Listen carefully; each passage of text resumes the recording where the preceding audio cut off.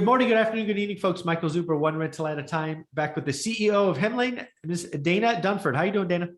I'm great. Thanks, Michael, for having me again. Awesome. One of the things that you shared with me that I wanted to get on video is creating a New Year's resolution for each property.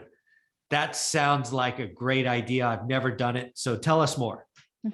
Well, for you, Michael, with how many properties you have, it might be a way too long of an exercise. So you might have to just have a portfolio New Year's resolution. I remember what it was like to have one or two units. So Yeah. So tell me, I think it's a great idea. Yeah, exactly. Especially with like, 4 rental units. Every unit is different. Every property is different. And so you might have a different resolution for them, or you might have the same one for all of them. Okay. But I think there's two things here. One is improvement, right? New Year's resolutions are a great way to force yourself into a weekend plan to improve something. And that can be your tenant experience. That can be, your cap rate. It can be, headaches associated with your properties, whatever you feel like is your biggest risk that doesn't let you sleep at night with your rental property. That should be that New Year's resolution.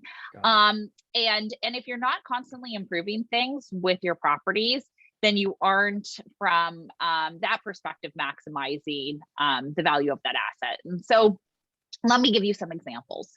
And I'll start with ones where you don't have a property manager, and then go through ones where you do have a property manager. So one may be, hey, I want to get started with preventative maintenance, right? I don't do preventative maintenance. Let me go and educate myself on everything that I should do based on my climate and where my property is. Yeah. And what should I be investing in?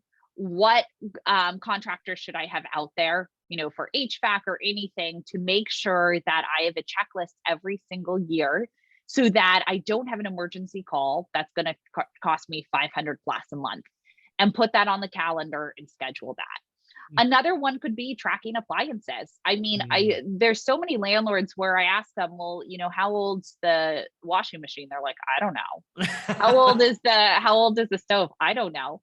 Yeah. And then it comes to a tenant puts in a request for the stove, and you send someone out at like an $89 service call rate. The person goes out, and it's like, it's going to be, $500 to fix it. It's like, wait. Whoa. This thing has already basically depreciated.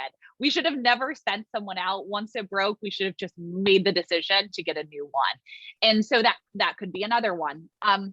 Another one could be like more professional responses with your tenants. If you ever saw any heated conversation with your tenants from the past year, from 2021, you can go ahead and look at that and say, how could I have de-escalated this? How could I have had better communication up front? How could I have been more professional?